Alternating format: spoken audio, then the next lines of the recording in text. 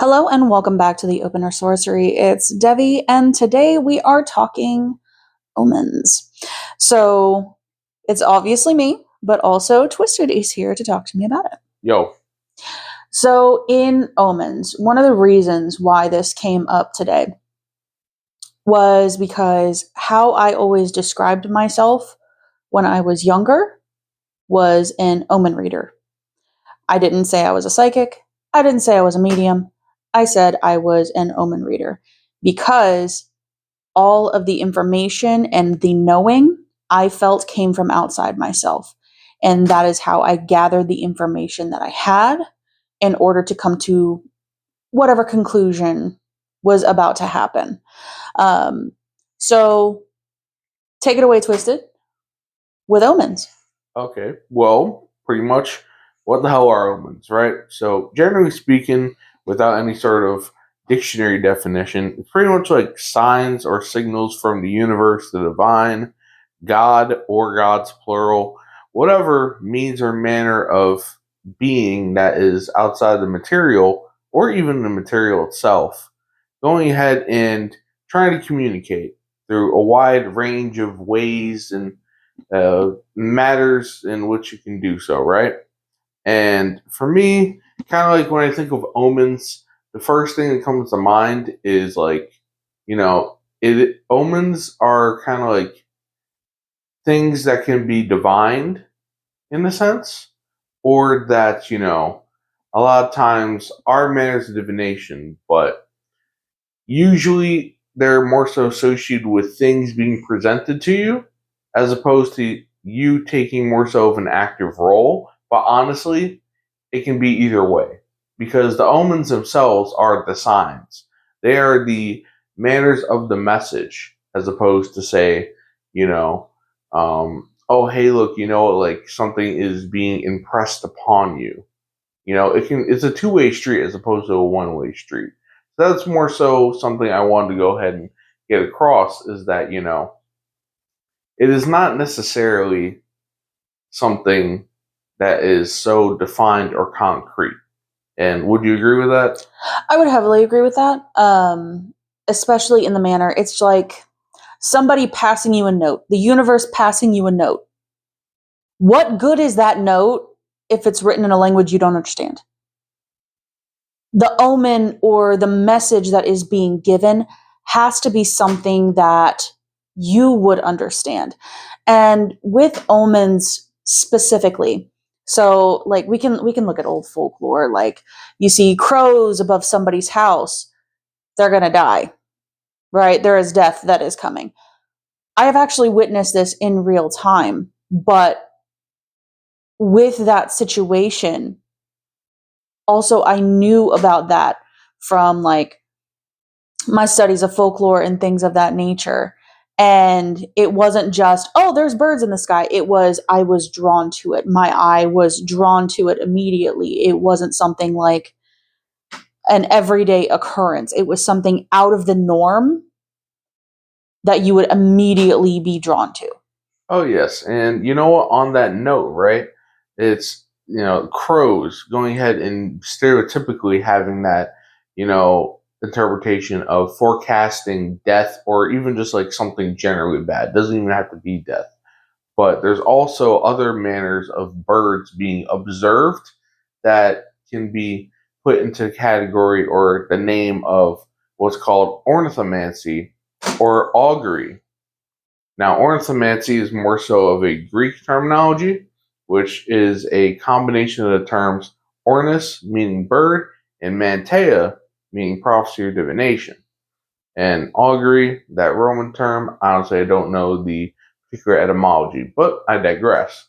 To go ahead and use that as like a pretext, other manners of ways that, birds have been observed or are usually associated with particular things are like, say, if someone has, is looking to be forecasted as dying with crows, and of course, if you notice vultures, then that has a sort of similar connotation, or with them flying over particular places that someone already has died. But also, there's ravens that happen to be messengers from beyond, And there's a lot of different manners in folklore and mythology where ravens are associated as messengers from divine or even, say, deceased loved ones or anything like that. Usually, most prominently, a lot of times ravens are associated with the Norse god Odin and such, as well as, once again, many other figures, but that's just one example. And also, let us not forget doves as messengers of peace and all that sort of thing, especially in relation to the biblical story of Noah's Ark, where, multiple birds were sent out, try to find land, and the one who happened to go ahead and lead, Noah and the rest of the animals and other people in Noah's family to a particular mountain that was high enough above the sea level at that time so they could unload and start to repopulate the earth. That was in fact a dove. So once again, a messenger of peace. And not just, a couple other examples of using birds. Now, to keep it within the animal realm, there's also insects, in particular spiders, and that is arachnomancy. So seeing spiders pop up in any way, shape, or form, can go ahead and be foreboding or foretelling of various things. And Debbie, in what regards can you think of spiders going ahead and popping up and bearing omens? Well, with spiders, that's a little bit more complicated, and I'm not gonna lie, I kind of hate having every little thing having its own specific title of Mancy behind it. I'm just like, no, it's all the same fucking thing. It's just a different critter. That drives me nuts. But with spiders specifically, think about what spiders do. Spiders are building a web. Can they be poisonous? Absolutely. Or technically venomous. My bad. There's a difference. But their presence isn't necessarily a bad thing overall. That would be like equating, a spider to, certain death or anything like that. And I can't think of any animal specifically that you would say that can be completely and totally attributed to. But spiders, in essence, are filters. They do, in fact, take away some of the pests that we have. So flies, bugs, anything of that nature. They're literally taking the bad shit out of our vicinity. Roaches, whatever it is. You notice a spider, that's also a protector. That is the universe's way of saying, hey, we're filtering some shit, or you may have some shit coming to you. But we're taking care of it. It's taken care of. It can also be a feeling of being trapped. Think of how a spider wraps up its prey, dependent on the species, where it's literally in a little cocoon, and then, it has a little Slurpee for the day to munch on, which is a beautiful visual. Let me be clear. But spiders overall, it's not necessarily going to be a negative thing every time that you see them. And I do want to really impress, not every encounter is an omen. The wind blew a little too hard. Oh my God, the world is ending. I hate that shit. I hate that shit so incredibly much. Oh yeah, I feel you. But not everything is an omen. I do see like cardinals or blue jays. When I see them, because it is such a rare occurrence, that I will say, yes, spirit coming to me, spirit talking to me. And I'm sure most people feel that way whenever they see, that bright red of a male cardinal or that bright blue of a male blue jay. Those are messengers. But if you literally have a nest in your yard, if you literally have one of those nests in your yard, are you really going to say that is an omen every single time that you see them? Oh, yeah. When they live in proximity? Oh, yeah. And, that's the thing. It's more so like it's a phenomenon similar to angel numbers, right? So whether it be a triplicity or a quadruplicity or anything like that, pretty much if you're going ahead and you're seeing recurring numbers and all of that, it's more so how you go about it and seeing it as opposed to say, right, oh, hey, look, I am thinking about it consciously, continually, angel numbers, and then you're going to go ahead and see it. No, it's more so of you're not presently thinking about something, and then you are bringing your attention being brought to it, however infrequently or frequently it may be. And it's up to you using your intuition, whether it's the feeling and the emotive sort of intuition or even the mental intuition that one can have to go ahead and discern, all right, what sort of instance is this, and be more so honest with yourself. And if you're not actually sure that, you could potentially go ahead and be getting in the way of it by, looking for said sort of instance, then go ahead and, say, what, it may or may not be, and as opposed to blanketing, oh, every single occurrence is a special thing. But also conversely, don't go ahead and write off everything just because of that. It takes some time to develop the sort of sense to where you can go ahead and have that discernment. So be patient with yourself when it comes to observing omens, whether it's a particular manner of omen or observing phenomena or divination or anything like that. Now, I did want to go ahead and add when it came to spiders, and not necessarily just as them being dangerous or bad omens or something, but more so spiders' webs. You can think of that as interconnectivity as well, right? So, the spider's web can go ahead and trap, can be sticky, can be something that, is representative of that, but also can be interconnectivity, hence the World Wide Web, the internet. That in of itself was based on a spider's web, of course. Now, when it comes to, outside the animal realm, because we've been on there for a minute and using those examples, we can go ahead and think of other natural phenomena, more so like when you're making yourself a cup of tea and all that, using tea leaves. If you're more so using packets and all of that, opening it up, or actual like full-on natural leaves that aren't necessarily prepackaged and all that sort of thing. Now, the particular name for tea leaf divination or reading tea leaves is tasseomancy, much to the chagrin of Devi over here. But, we have gone ahead and, or shall I say Devi specifically, has gone ahead and spoken about tasseomancy previously. So, of course, I can leave a link in the YouTube posting of this if you wish to listen to it more so in depth. However, when it comes to reading tea leaves, what are your thoughts in relation to them bearing omens? Well, bearing omens, honestly, in any form of like traditional divination, and I'm going to say tarot, I'm going to say pendulum readings, I'm going to say runes, I'm going to say tasseomancy, obviously, throwing bones, throwing stones, any kind that is pretty much already formed, I would say that's not necessarily omens. I would say that that is just a form of divination. I mean, ask, seek, knock. If you seek it, you will find it. And if you're specifically looking for a message in the tea leaves, I wouldn't necessarily say that that's an omen. I would say that that falls under divination.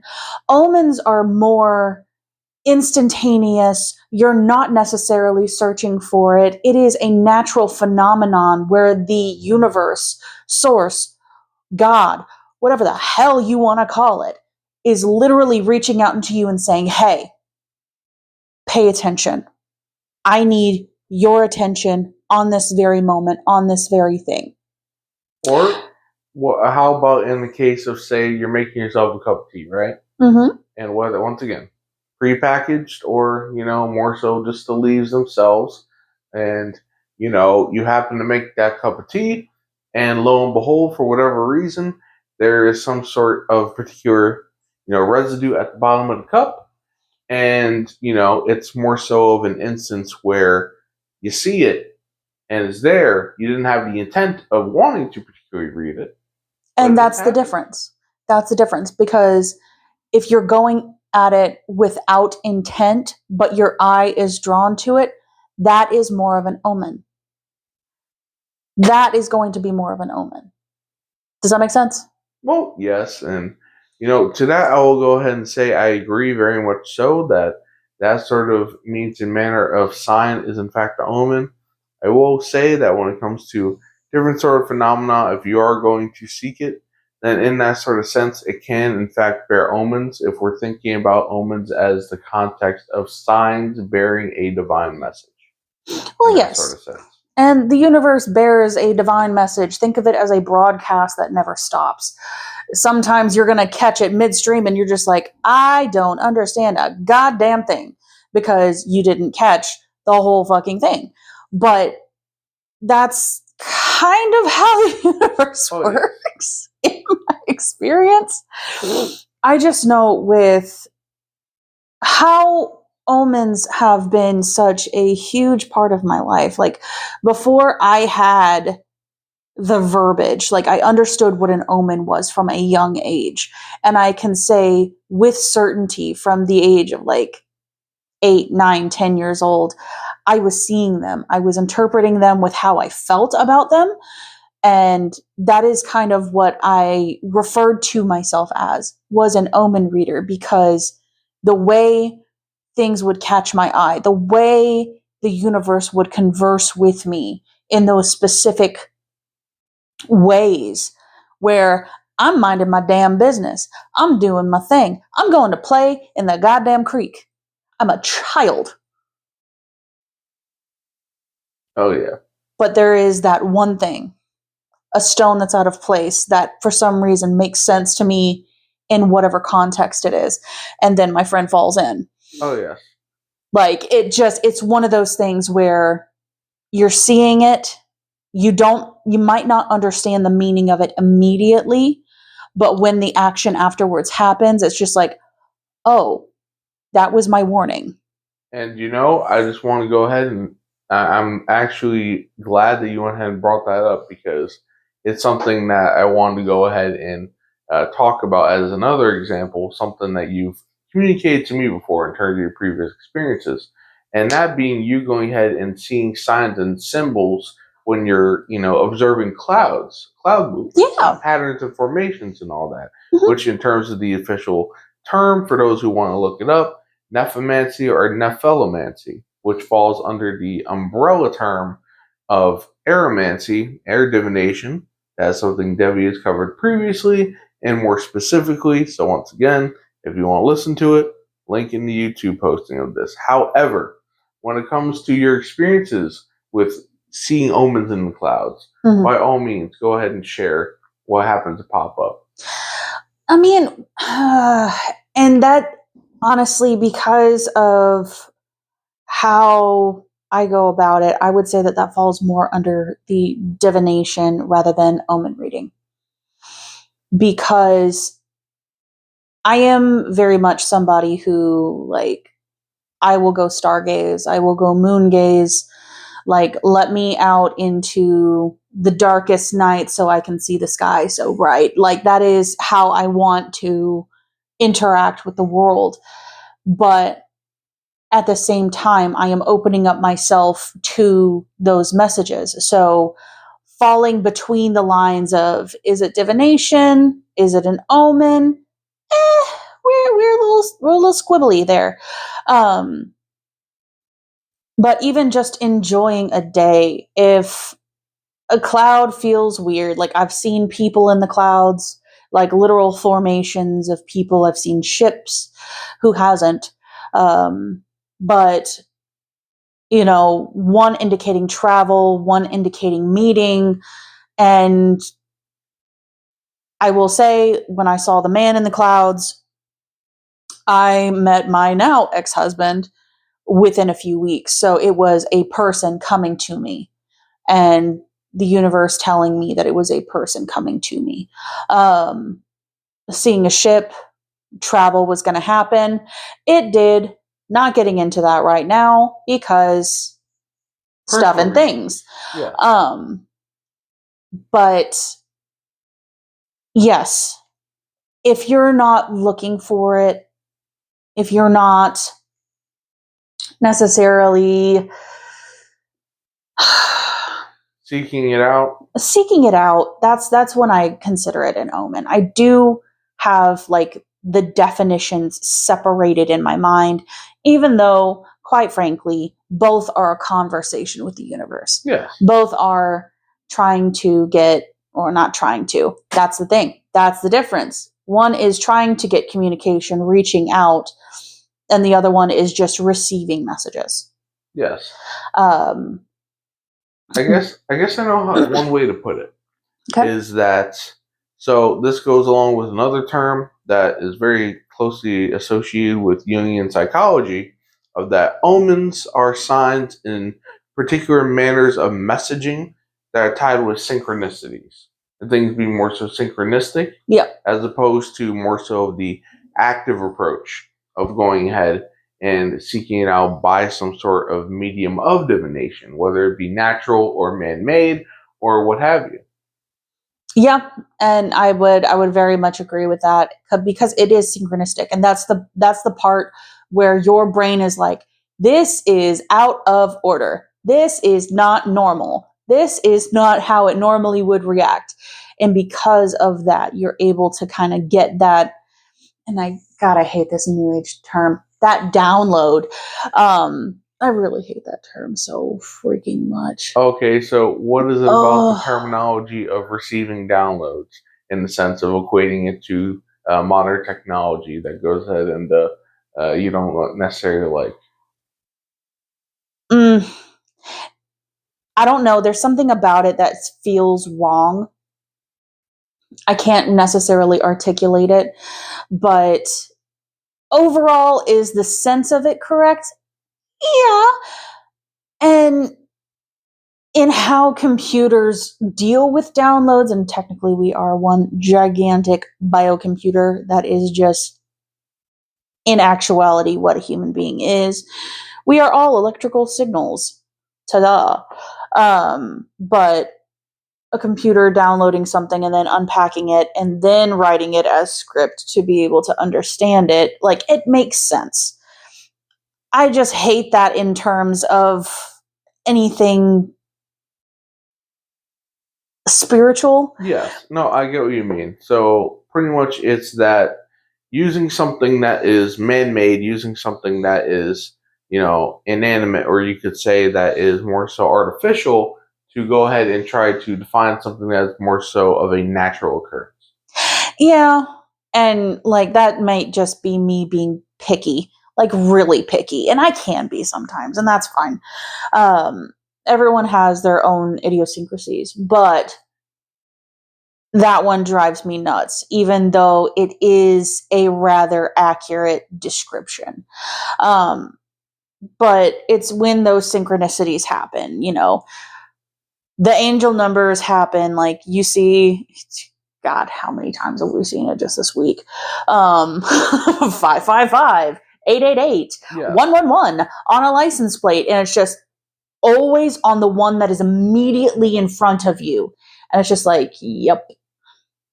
For me, the funniest part, and the part that, how many times have I sat there while we're on the phone and it's a matter of, God damn it happened again! Because anytime that somebody goes to cut me off, anytime somebody is merging in front of me in a dickish way, there's a message behind it. Every single time, there is a triplicity in the license plate.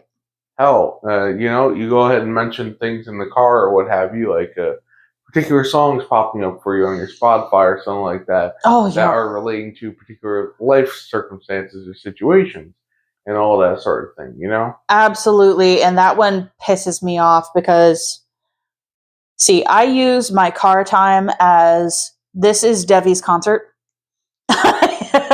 I am singing at the top of my lungs. I am performing for my audience of my dashboard. So when a song comes up that is so intricately connected to a person and we had just had a fight, I'm just like, fuck you, fuck you, fuck you. Because here's the thing.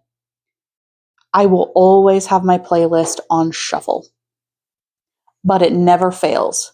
As soon as I have a disagreement or a fight with somebody and we're both still fuming, I'm going to cool off and take a drive, I'm going to do that, their motherfucking song comes up on my goddamn playlist. And I am screeching like a banshee in my car, just screaming, fuck you! No, you don't! Like, it never fails. And it's kind of hilarious because ultimately it is the universe being like, hey, you kind of overreacted on that one, didn't you? And I'm just like, no, you're a dick. Stop. Shut up. Like, oh, yeah.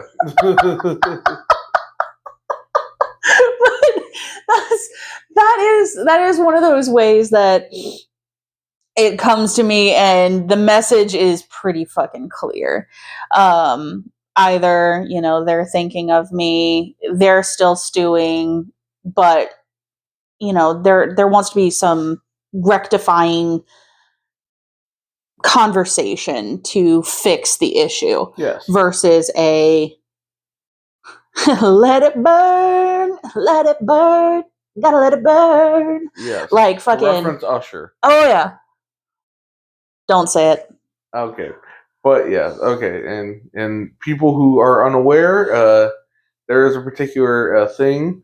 This is going back quite a few years that Debbie was unable to determine the difference between Usher and Trey Songz.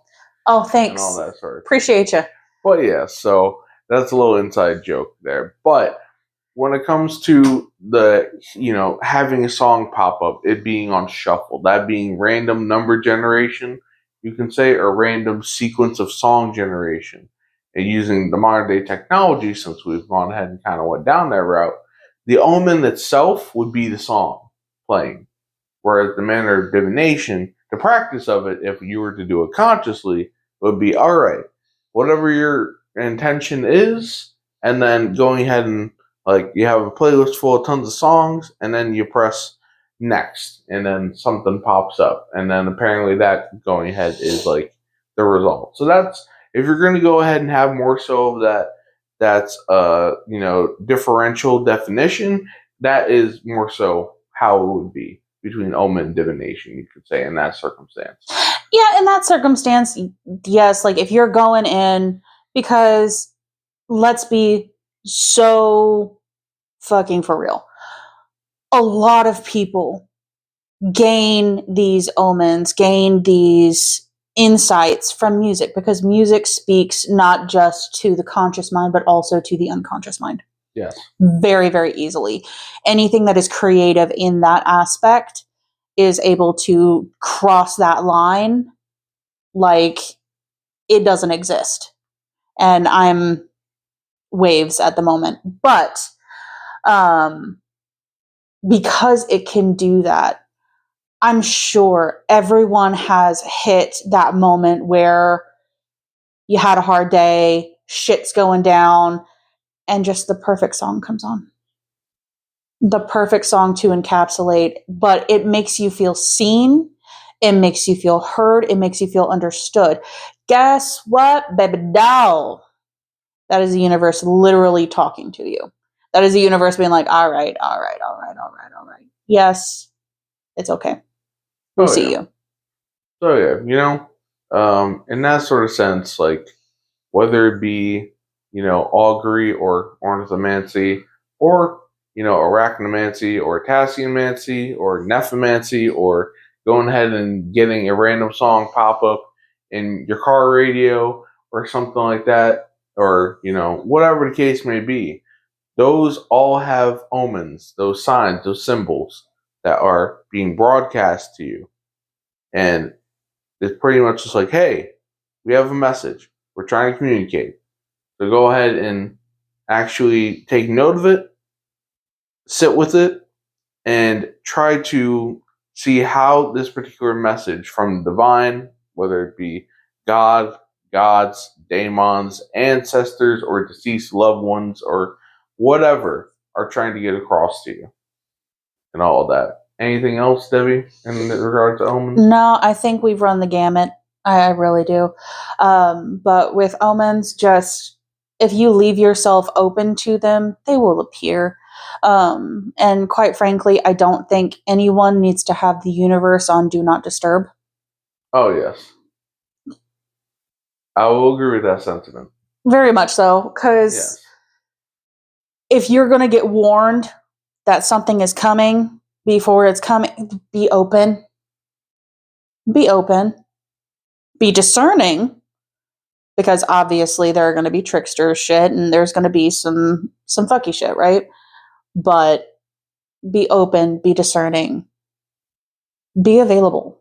Oh, yes. And even if you want to use that terminology, the technological and phone-related terminology of being on Do Not Disturb, guess what? Matters of Divine will go ahead and possibly send you messages anyways, depending on, I guess, your own relationship or affinity for these sorts of things. For a lot of people, they're just naturally closed off, they're not meant for it, or they don't necessarily have as much of a sort of natural inclination. And so even if you do have that leg up, that natural inclination, as Debbie said, stay open, be receptive, but don't overly fixate on those sorts of messages. Let them come to you in regards to receiving omens. And if you want to take up a divinatory practice, whether it's something we mentioned or others, to try to facilitate that manner of communication, that's fine too. But in that sense, I think we've covered omens well. So, all right. So this has been Devi and Twisted on the Opener Sorcery, and we will see you guys next time. Have a good one. Stay frosty, Neguses. Peace.